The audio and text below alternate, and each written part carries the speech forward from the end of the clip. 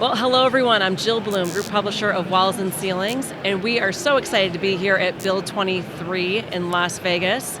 And welcome to a special episode of If Walls Can Talk. And I'm so honored to be here today with Terry Westerman, the VP of Marketing at Clark Dietrich. Terry, thank you so much for joining me. Jill, thanks for having me on. I really appreciate it. Well, this is a very special conversation because, Terry, I think I've known you now for 15 years, but you're retiring. Yes. This is big news. Yes. And when I asked you yesterday how many, do you know how many days it is? And you pulled out your phone and you had a countdown clock. I have an app, that's doing a countdown. I'm anxious. Yeah, looking forward to it. Well, we're sad to see you go, but of course excited for you. And it's just been great over the years to work with you and everything we've done together. So we're so grateful for that. And we want to, of course, take a moment and thank you for all your support over the years. But I also want to take a minute and just share with everybody some of the things that you've done. But first, can you start by just telling everybody, kind of give us a background. Where have you worked over the years? And now that you're heading out from Clark Dietrich. Sure. Well, I started with USG. I had about 1 year where I was doing something other than real work, but I started with USG. I was with them for 10 years. I was with Unimass for 10 years, steel business. Worked for Crane Co. for 5, and I've been with Clark Steel, Clark Western, and now Clark Dietrich since 2005.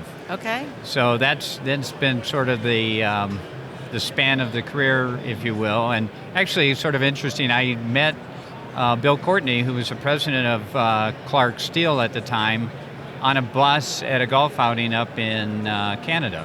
Okay. I was working for Crane at the time. We hit it off on that bus ride, and within about 6 months, I was a Clark Steel employee. So that's how I ended up back in the steel business. Well, I like to always say that nothing happens by accident. Absolutely, and I think every encounter in one way or another is some type of interview, whether it's a relationship, work, or personal, and that's one that certainly turned out very, very well for me. Well, you've been at some really great companies over the year, but where would you say, what would you say would be your favorite job over the years?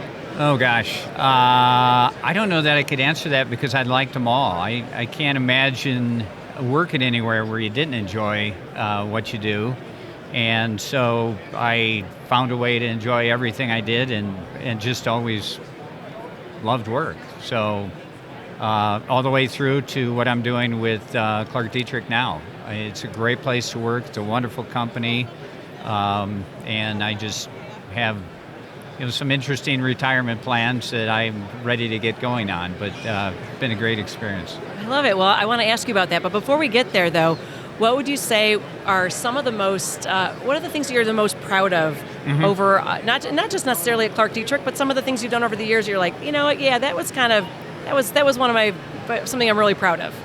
Yeah, I think that probably with Unimass, that was a company that was not doing particularly well, and I sort of accident fell into the marketing thing, and the prior marketing person had just gotten things started, and so I kind of, along with the folks there, developed their whole program. Okay. And then, from what I learned from that, at bringing that into Clark Dietrich, it was a different way to look at what we do. Because in our trade, the steel industry is so technical that it's real easy for, the ads to almost look like data sheets. Sure. And between, with the help of our ad agency, big help from our ad agency, Miller Brooks, and working with folks, of course, like Walls and Ceilings, we developed the Hassles campaign. We have the Time for What Matters campaign now. Oh, I love that one. Yeah. And it's just a different way of looking at things and still, being focused on the problems and challenges that the architectural and contractor community have. So, yeah. I would say especially that, just bringing a different look into a very technical area. Yeah. So if you had a new marketing person sitting in front of you, and they said, Terry, what should I do to be successful? what would be the top 2 things? Just give me 2 things that you could give advice to any marketing people out there that are listening to this, whether they're a contractor or somebody in manufacturing. Yeah, boy, I'd get started and that conversation lasts forever. I would say, firstly, don't be afraid to be creative. And the second one is kind of tied to that, is know what you want to do. Okay. Because in the creative environment, there are a lot of people that want to help you along the way. And if you don't, understand where you ultimately want to be, then, you're kind of floating all over the place. I love it. Great. That's awesome advice. Sure. Because I think sometimes when people get creative, they always feel like, is this a good idea? Is this a bad idea? And, it's hard to, I always been told that there's never a bad idea. Right. You got to just run with it and sometimes see how it goes. So that is great advice. Oh, well, thank you. So my final question, Terry, is, so what are you going to do? What's going to happen? Yeah, I remember the first time someone asked me that, and I thought, whatever the heck I want to do, I don't know. I mean, it's every day's Saturday. Yeah. I'm very into cycling, mountain biking, gravel, and road biking. I've got some bike packing trips where you put all your camping stuff on your bike and go. So instead of hippie-ish, but I live in Western North Carolina now, so. Which is one of the best places in the country. Yeah.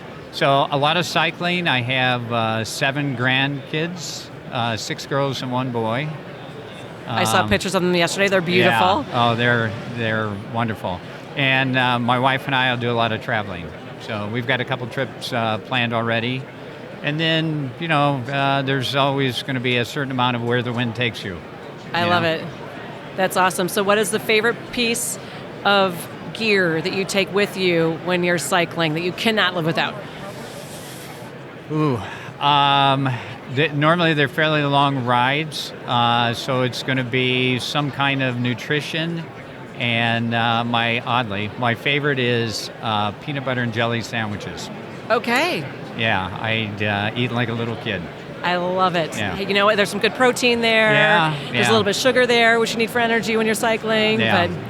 Well, Terry, I just cannot tell you enough how grateful we are to be able to work with you over the last several years, and we're so grateful for all your support. But bottom line, we just wanted to take a moment and say congratulations and good luck. Yeah. And I think I have your cell phone, so I might have to bug you from time to time. I want to see selfies of you out on that bike as you're cycling. Yeah, well, I'll have plenty of those. And we really appreciate the relationship we've had with you and with Amy and the people at Walls and Ceilings, John. It's been a great experience, and I think with what you're doing on the digital front, you're definitely on a great track there. So good luck to you going forward as well. Well, thank you so much. Thank you so much. And if anybody has any questions for us as we're moving along here, please visit us at wconline.com. And while you're there, you can always stay up to date. Make sure you sign up for free for our e-newsletters, our e-magazine, our videos and podcasts, so you can always be up to date and watching great interviews like we're doing today with Terry. But most importantly, stay safe and healthy. Terry, you too, while you're out biking. Make sure you're safe and healthy, and we can't wait to talk to you soon. Terry, thank you so much. You bet. Thank you.